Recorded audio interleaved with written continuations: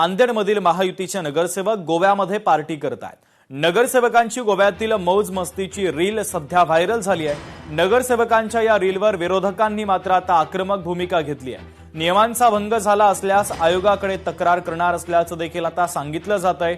स्थानिक स्वराज्य संस्थांच्या विधान परिषद निवडणुकीची रणधुमाळी आता थेट गोव्याच्या समुद्र किनाऱ्यापर्यंत जाऊन पोहोचली आहे। महायुती विरुद्ध महाविकास आघाडी अशा या काट्याच्या लढतीमध्ये आता रिसॉर्ट पॉलिटिक्सचा नवा अंक पाहायला मिळतोय। महायुतीच्या मित्रपक्षांच्या नगरसेवकांना चक्क गोव्यामध्ये सहलीसाठी पाठवण्यात आलं। गोव्याचे व्हिडिओ सध्या सोशल मीडियावर तुफान व्हायरल होत आहेत। मतं फुटू नये म्हणून नगरसेवकांची गोव्यात बडदास्त ठेवली जाते। गोव्यातील या टूरच्या व्हिडिओची आधी काँग्रेस पक्षानं पूर्ण पडताळणी केली जाईल। असा नियमांचा भंग झाला तर अधिकृतपणे इलेक्शन कमिशनकडे याची लेखी तक्रार केली जाईल असं आश्वासन चव्हाण यांनी दिलेलं आहे।